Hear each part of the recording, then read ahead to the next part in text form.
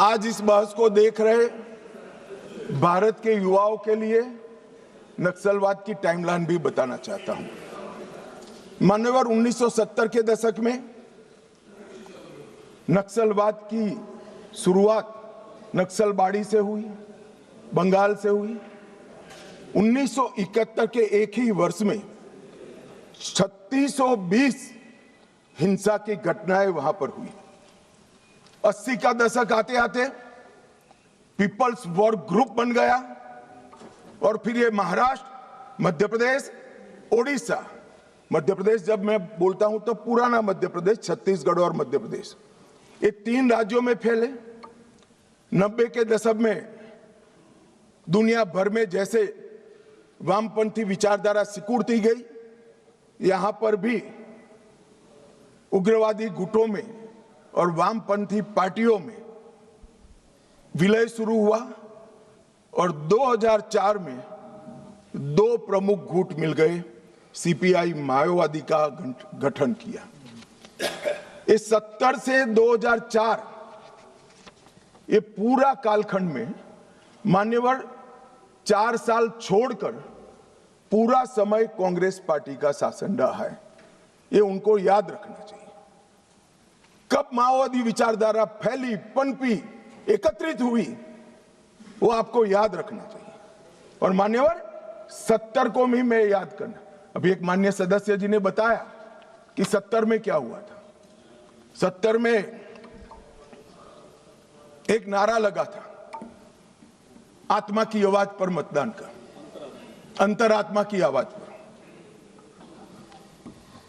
इंदिरा जी ने लगाया और संजीव रेड्डी के खिलाफ अपना एक प्रत्याशी उतारा। उस वक्त आधार तराश रहे माओवादी पार्टियों ने इंदिरा जी को समर्थन किया और अपने पार्टी में अपना वर्चस्व प्रस्थापित करने के लिए श्रीमती गांधी ने लपक लिया वो समर्थन को और 70 से लेकर जब तक 77 तक 80 तक इंदिरा जी वापिस नहीं आई, वो माओवादी विचारधारा की गिरफ्त में रही। और मान्यवर यही समय है जब नक्सलबाड़ी से शुरू हुआ ये आंदोलन 12 राज्यों में फैल गए, देश के 17% भूभाग में फैल गए और 10% से ज्यादा आबादी में पहुंच गए।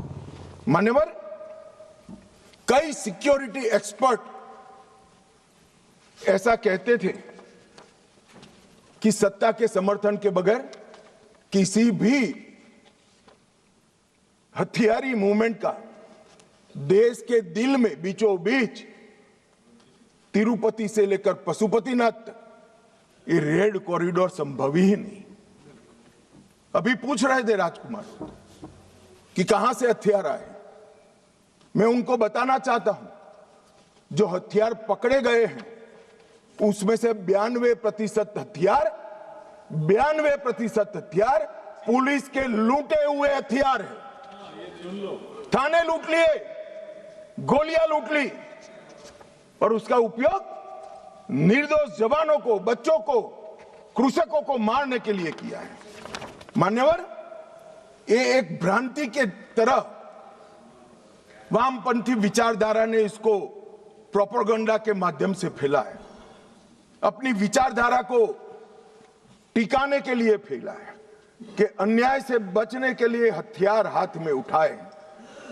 मगर मैं फिर से एक बार पूछना चाहता हूं, राज्य शासन और संविधान की वैधता को किसी भी अन्याय के अवेज में चुनौती दी जा सकती है क्या? अन्याय के खिलाफ लड़ने का हमारे संविधान ने रास्ता बनाया है, इसीलिए राजकुमार रोत यहां बैठे हैं, चुनाव लड़े इसलिए यहां बैठे हैं, वरना वो भी सरेंडर की लिस्ट में होते अगर हथियार लिया होता तो। आपने, हाँ, इसीलिए कहता हूं यही रास्ता है। हमने आज जिस व्यवस्था के निर्मूलन की मैं बात कर रहा हूं मान्यवर, वो लोकतंत्र की जड़ों पर वार कर रही है। लोकतंत्र का मूल सिद्धांत है किसी भी समस्या का समाधान बहस से निकल सकता है, हथियारों से नहीं निकल सकता। और मान्यवर, इन्होंने इस देश में वैक्यूम खड़ा करने का प्रयास किया, स्टेट का वैक्यूम, सारी व्यवस्थाएं नष्ट कर गवर्नेंस का वैक्यूम, संविधान पर से श्रद्धा खत्म कर संविधान का वैक्यूम और पुलिस थानों को जलाकर सिक्योरिटी का वैक्यूम खड़ा करने का प्रयास किया है। मैं आज इस मंच से देश की जनता को ये बताने आया हूं कि माओवादी हिंसा करने वालों के, नक्सलिज्म की हिंसा करने वालों का दिन लद गया है। अब सरकार के लंबा समय नहीं चलेगा। और कई देशों में हुआ है, कंबोडिया, पेरू, कोलंबिया, कई देशों के इतिहास इससे भरे पड़े हैं। भयानक रक्तपात हुआ है।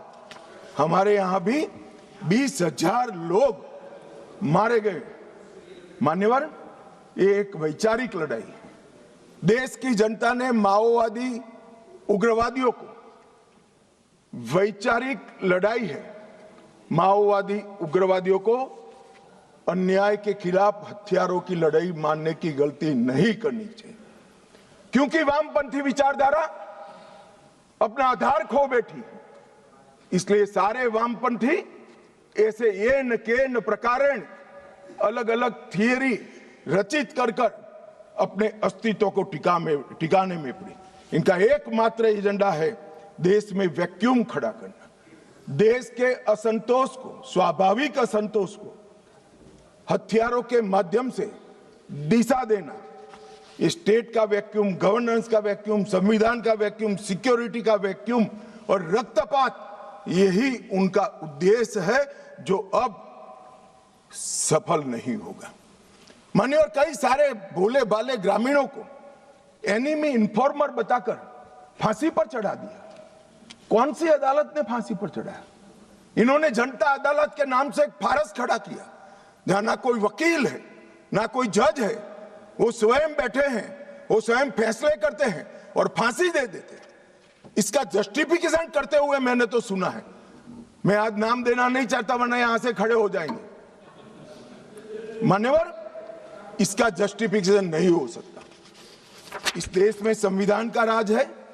फैसला संविधान द्वारा, सरकारों द्वारा रचित अदालतों में ही हो सकता है। और अगर किसी को अन्याय हो गया तो उसके ऊपर त्रिस्तरीय न्यायिक प्रणाली है। उन्होंने पैरेलल गवर्नमेंट चलाई। गवर्नेंस का वैक्यूम कैसे चला? पैरेलल गवर्नमेंट चलाई। छत्तीसगढ़ के बस्तर में उनका होम मिनिस्टर होता था, उनका न्याय मंत्री होता था, उनका लूटे हुए अनाज को बांटने वाला खाद्य और आपूर्ति मंत्री होता था। एक जनता ने सरकार के नाम से एक भ्रांति खड़ी करी और मान्यवर, विकास की योजनाओं को इन्होंने रोकने का काम किया। इन्होंने संविधान और न्याय व्यवस्था को निशाना बनाकर संविधान का वैक्यूम खड़ा करने का। कोई चुनाव न लड़े, मतदान नहीं होने देंगे, सरपंच कोई नहीं होगा, तहसील पंचायत, जिला पंचायत का सदस्य नहीं होगा, विधायक वो चाहते हैं वो ही जीत कर आएंगे। किस प्रकार की व्यवस्था खड़ी करना चाहते और इसका समर्थन कैसे हो सकता है? अब कह रहे बातचीत करो, जो कह रहे उनको मैं बताना चाहता हूं, मैं 50 बार कह चुका हूं सार्वजनिक मंचों पर, बस्तर में जाकर, बस्तर के हर तहसील में जाकर कह चुका हूं, हथियार डाल दीजिए, सरकार आपके पूरे पुनर्वसन की व्यवस्था करेगी, मगर हथियार नहीं डालेंगे। मान्यवर, हमारी सरकार का पॉलिसी है, चर्चा उसी से होती है जो हथियार डालता है, जो गोली चलाता है उसको जवाब गोली से ही दिया जाता है। कि हमारी सरकार का पॉलिसी, हथियार डाल दो। मैं आगे बताता हूं कितने लोगों ने डाल दिए और अब पुनर्वसन कर रहे हैं। और मान्यवर, इसका नतीजा यह है कि 70 से 26 तक यहां ये चलता रहा। कई ऐसे हमले हुए, जहानाबाद का हमला, 1000 आर्म्स नक्सलियों ने सीआरपीएफ के कैंप को और जेल को कब्जे कर अजय कानू समेत 389 कैदियों को मुक्त करा कर ले गए। आंध्र ओडिशा सीमा पर दर्जनों स्कूलों और इंफ्रास्ट्रक्चर की सुनियोजित विनाश किया। हर ठेके में 20% का जनता टैक्स डालते रहे।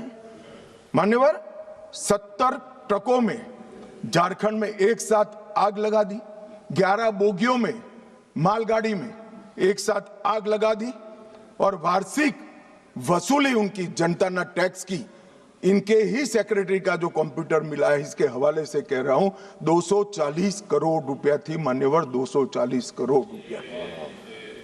और इसको कैसे जस्टिफाई कर सकते, किस तरह से जस्टिफाई करते? मान्यवर मैं आज ये नक्सलवाद मूल कहां से आया, परंतु हमारे देश के लिए वो किसी भी प्रकार से ऐसी स्थिति ही नहीं थी कि जहां इस प्रकार के साम्यवादी विचारधारा, लेफ्टिस्ट विचारधारा का पनपना हो पाए। मान्यवर मैं 1905 से 1924 रूस में साम्यवादियों ने क्रांति करी। 1914 के युद्ध में रूस की आर्थिक हालत बहुत बिगड़ गई और वहां पर भूख, महंगाई, अव्यवस्था और 1905 में खूनी रविवार की घटना ने जनता का विश्वास शासन के प्रति तोड़ दिया और उसने 17 की क्रांति की नींव तैयार की। और मान्यवर मजबूर होकर निकोलस द्वितीय ने गादी छोड़ दी। वहां पर एक वैक्यूम खड़ा हुआ और वैक्यूम को भरने के लिए वहां पर लेनिन की अध्यक्षता में साम्यवादी सरकार आई। इसी तरह से चीन में एक अव्यवस्था खड़ी हुई। करोड़ों किसानों गरीबी और भूखमरी से जीवन जी रहे थे और 1921 में कम्युनिस्ट चीनी पार्टी की स्थापना हुई। माओ उनके नेता बने। कम्युनिस्टों और कुओमिंटांग के बीच में जो वहां के सो कॉल्ड राष्ट्रवादी थे, राजा के वफादार थे, इनके बीच में युद्ध हुआ और 34-35 में एक लॉन्ग मार्च हुई और मान्यवर एक पीपल्स रिपब्लिक ऑफ चाइना की स्थापना 1939 में हुई। अब ये 1939 और 1925 वो दो महत्वपूर्ण घटनाएं हैं। इसका हमारे देश में क्या असर हुआ है समझिए साहब। जैसे ही रशिया में साम्यवादियों की सरकार का गठन हुआ, यहां पर 1925 में सीपीआई की स्थापना हुई, कम्युनिस्ट पार्टी ऑफ इंडिया। अब ये जो समर्थक है उनको मैं पूछना चाहता हूं, रशिया में कम्युनिस्टों की सरकार बनी, उसी वक्त यहां सीपीआई बना, सीपीआई की स्थापना हुई, इसके बीच में कोई रिलेशनशिप है क्या? ये सोचने की बात है। रशिया की सरकार ने स्पॉन्सर कर दुनिया भर में कम्युनिस्ट पार्टी की रचना की, इसका एक हिस्सा हमारे यहां बना हुआ। अब जिस पार्टी की नींव ही किसी दूसरे देश की प्रेरणा से गई है, वो हमारे देश का भला कैसे सोचेंगे? इन्होंने तो अंग्रेजों का भी समर्थन किया था। 1964 में कम्युनिस्ट पार्टी मार्क्सिस्ट बनी। यह भी समझने जैसा है कि सीपीआईएम क्यों बना। मान्यवर 64 में 69 में 1969 में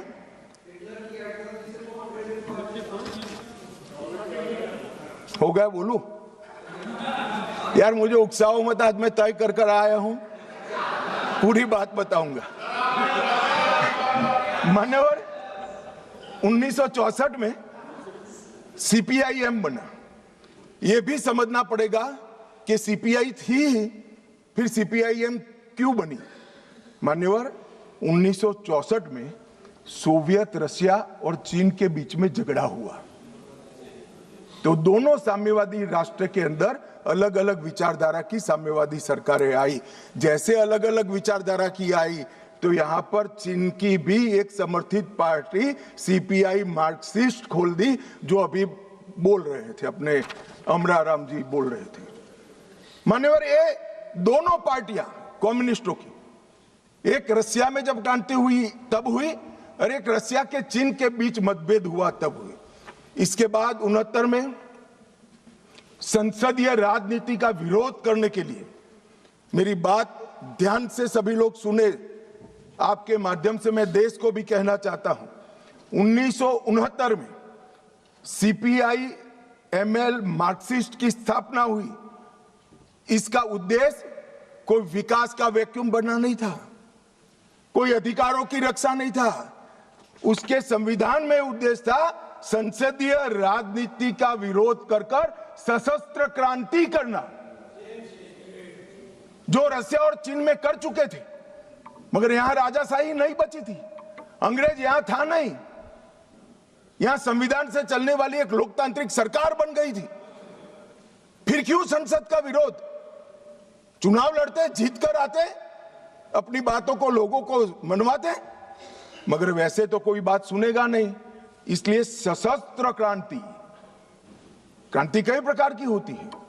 वैचारिक क्रांति होती है, कुछ लोगों ने गीतों लिखकर क्रांति की है, महात्मा जैसे लोगों ने अहिंसक क्रांति करी थी। इन्होंने सशस्त्र क्रांति और दूसरा संसदीय राजनीति का विरोध करना, ये दो उद्देश्यों के साथ सीपीआई मार्क्सिस्ट बना और मान्यवर यही आज के माओविस्ट है। ये मूल समझे बगैर अन्याय अन्याय अन्याय अन्याय रटे जा रहे। भाई, अन्याय के लिए नहीं बनी है, हमारी संसदीय राजनीति का विरोध करने के लिए, संसद का जिसका आप सदस्य हो, इसका विरोध करने के लिए बने। उसके बाद में 75 में जैसे ही कांग्रेस का समर्थन मिला, एमसीसी माओइस्ट बनी और बिहार झारखंड केंद्रित पार्टी बनी। फिर पीडब्ल्यूजी में बना, वो आंध्र केंद्रित बना। 82 में दलित किसान केंद्रित सशस्त्र संघर्ष CPI ML party unity Bihar में बनी। दलित किसान केंद्रित संघर्ष इनका उद्देश्य था। 98 में पीपल्स वॉर ग्रुप बना और उसमें माओवादियों का एकत्रीकरण हुआ। इतना सब करने के बाद भी वो सफल नहीं हुए और 2000 में PLJA बना, GA बना, जो सैन्य विंग बनी, गुरुल्ला फोर्स बनाई मान्यवर। और 2004 में ये PWG MCC दोनों का विलय हो गया। तो थ्योरी वाले और हथियार उठाने वाले दोनों 2004 में विलीनीकरण हुआ। 14 में मोदी जी आए और 26 में सबकी समाप्ति हो गई। ये टोटल 1925 से लेकर 2026 तक 101 साल का उनका इतिहास है मान्य। इसीलिए मैं कहता हूं मेरे साथी सदस्यों को जो सामने बैठे हैं, आप इसको अन्याय का स्वरूप, अन्याय के खिलाफ संघर्ष का स्वरूप मानकर महिमा मंडित मत करो। हम जिस सदन में बैठे हैं इसका विरोध करने के लिए वो जन्मे हैं। वोट की जगह बुलेट से शासन प्राप्त करना चाहते हैं। और मान्यवर, अगर यही बात है कि चर्चा करिए चर्चा करिए चर्चा करिए, चर्चा से कोई परहेज नहीं, हर कोई चर्चा का स्वागत करता है, पर फिर तो पुलिस क्यों रखी है? पुलिस की जरूरत ही नहीं है। सेना क्यों रखी है? पैरामिलिट्री फोर्स क्यों रखे हैं?